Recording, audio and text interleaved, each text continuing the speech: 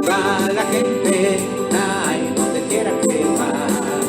Viva la gente, es lo que me gusta más. Con más gente a favor de gente en cada pueblo y nación. Había menos gente difícil y más gente con corazón. Había menos gente difícil y más gente con corazón. Al atardecer, dijo Jesús el Maestro a sus discípulos: vamos a la otra orilla. Dejando la gente, se lo llevaron en la barca como estaba. Otras barcas lo acompañaban. Se levantó un huracán y las olas rompían contra la barca hasta llenarla de agua. Él estaba a popa, dormido sobre un almohadón. Lo despertaron diciéndole: Maestro, ¿no te importa que nos hundamos? Se colocó en pie, increpó al viento y dijo: silencio, cállate. El viento cesó y vino la calma. Él le dijo: ¿por qué son tan cobardes? ¿Aún no tienen fe? Se quedaron expectados y decían: ¿quién es este que hasta el viento y el agua le obedecen? Evangelio según San Marcos, capítulo 4, versos 35 al 41. ¿Quién es este? ¿Quién es Jesús de Nazaret? ¿Cómo se va descubriendo el misterio del Hijo de Dios? Por lo que hace, por lo que dice, por su palabra, por el testimonio, por lo que demuestra. Notas amables a la palabra de Dios, sábado 30 de enero, año 2021. Gente de las ciudades y también del interior, las vi como un ejército cada vez mayor. Ubicados en ese capítulo 4, a partir del verso 35. Evangelio según San Marcos. Nos formulamos la pregunta: ¿quién es Jesús de Nazaret? Pregunta directa para la Sagrada Escritura. Cuando las personas definimos, hacemos las cosas mejor. Cuando no tenemos la definición, puede que las personas sientan dudas, cojan otro camino o se inventen una teoría porque desconocen la definición. Divide et imperas, define y serás un rey y reinarás. Está educando Jesús de Nazaret a sus discípulos y a sus apóstoles, que si conocen a su Maestro y lo conocen de verdad, harán maravillas en la vida de la sociedad cuando se acostumbren a conocerlo y a obedecerle a Él. Y se cumplirá la perícopa de este evangelio para decir: ¿quién es este que hasta el viento y el agua le obedecen? Cuando uno lee la Sagrada Escritura, entonces se da cuenta de que allí aparece la definición de quién es Él. No se necesita inventarse ninguna definición. Hay más de 20 definiciones de Jesucristo en los evangelios. Y entonces comienza uno a recordar algunas definiciones. Hay una buena lista de quién es Él, que es la primera parte de la pregunta, para poder vivir y para poder entender cómo es Él que el viento y el agua le obedecen. Entonces la Biblia va a responder quién es Él. El capítulo 1 del Evangelio de Marcos: Mesías o Cristo. Entonces contesta: Él es el Mesías y Él es el Cristo. También dice la Biblia: Él es el Señor, el Kyrios, Él es el Señor, Marcos 1:3. Él es el Hijo amado, Marcos 1:11. Él es el Santo de Dios, Marcos 1:24.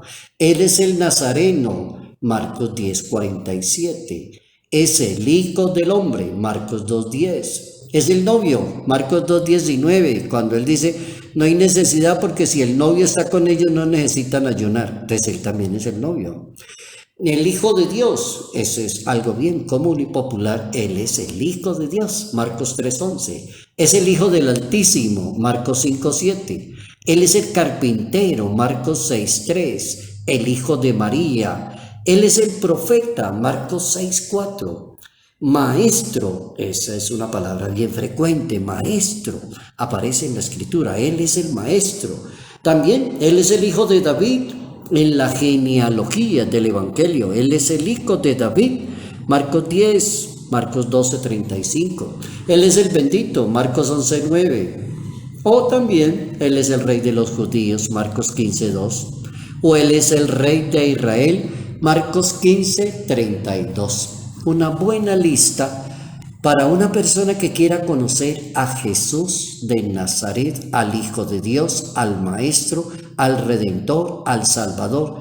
Cantidad de nombres que van identificando el ser y la misión de Jesús de Nazaret.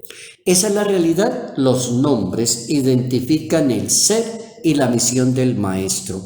Cómo el Maestro está presente en la vida de la comunidad y cómo en las parábolas se revela el misterio del reino presente en las cosas de la vida. Y ahí comienza como a revelarse el misterio del reino presente en el poder de Jesús a favor de los discípulos, a favor de la gente, a favor de los excluidos y los marginados. Entonces van conociendo a Jesús con nombre y lo van conociendo con el poder. A medida que van leyendo textos del Evangelio, se va conociendo esas dos cosas tan fundamentales en las parábolas, en la predicación del reino, cómo Jesús de Nazaret está a favor de la gente, de los excluidos, de los marginados, del pobre, del humilde, del sencillo, y educa con el buen ejemplo, con el testimonio de vida. En este caso, Jesús vence el mar, vence el agua. Es decir, el agua es el símbolo del caos. Como que los apóstoles se asustan, le dicen, nos vamos a hundir. El mar está encrespado, es que a usted no le interesa esto, ¿cómo es que sigue durmiendo tan plácidamente? Actúa Jesús y vence, expulsa el poder del demonio, diría el capítulo 5, verso 1 de San Marcos.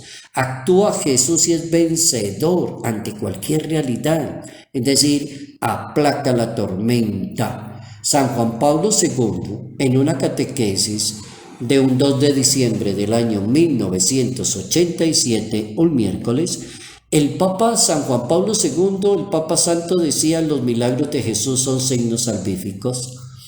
A la vez, la tempestad calmada en el lago de Genesaret se puede leer en la Biblia como una señal, decía el Papa, de la presencia constante de Cristo en la barca de la iglesia, que muchas veces está sometida a la furia, al viento, a los momentos de tempestad. Hay cantidad de gente que critica a la Iglesia Católica, o hay cantidad de gente que critica a los sacerdotes, critica el apostolado de la iglesia. Entonces el Papa Santo decía: es la iglesia que se mece allá en la barca y aparece el maestro que la defiende ante la furia del mal, ante la tempestad que cae sobre la misma iglesia, dice el Santo Padre. Y se ve la voluntad de Jesús de llamarle a sus discípulos y a sus apóstoles para que crean en la presencia operante y salvadora de Jesús de Nazaret. Bien interesante el Papa San Juan Pablo II. El Papa Benedicto XVI, Papa emérito, en una homilía de un 21 de junio, año 2009, estaba el Papa realizando una visita pastoral a San Giovanni Rotondo, justamente en el atrio de la iglesia de San Pío de Pietrelcina, un domingo 21 de junio del año 2009. Entonces el Papa, hablando del caso de la tempestad calmada por Jesús de Nazaret, y hablaba el Papa: el gesto de calmar la tempestad es claramente un signo del señorío de Cristo sobre las potencias negativas, para que pensemos más en su divinidad. Oigan esta definición teológica, hermenéutica, práctica y muy sabia. Si tú lees en la Santa Biblia que Él detiene la tormenta y le dice: cállate, silencio, increpó el viento y el mar, entonces dice el Papa emérito dos cosas: señorío de Dios sobre el mar y pensar en la divinidad de Dios. Como Jesús está durmiendo sobre un almohadón, dice la Biblia, y los apóstoles están desesperados porque el agua está ya inundando la barca. Entonces dice el Papa emérito: el abandono confiado de Jesús al Padre es total y puro en su Padre celestial, y por eso, por estar confiado tanto en su Padre, puede dormir durante una tempestad seguro de los brazos de Dios, dice el Papa Emérito. ¿Cómo no aprovechar este santo evangelio de hoy? Ubicados allá en ese capítulo 4, verso 35, Evangelio según San Marcos, interesarnos mucho por definir quién es Jesús, cuál es la misión de Jesús, cómo tiene poder sobre el mal, para confiar más en Jesús de Nazaret y menos en nuestras propias fuerzas o en la inteligencia o en el poder que una persona crea tener. Entonces me di cuenta de una gran realidad. Las cosas son importantes, pero la gente lo es más. Salud, paz y bendición. Bendición en el nombre del Padre, del Hijo y del Espíritu Santo. Padre Jairo Yate Ramírez, Arquidiócesis de Ibagué. Viva la gente, donde quiera que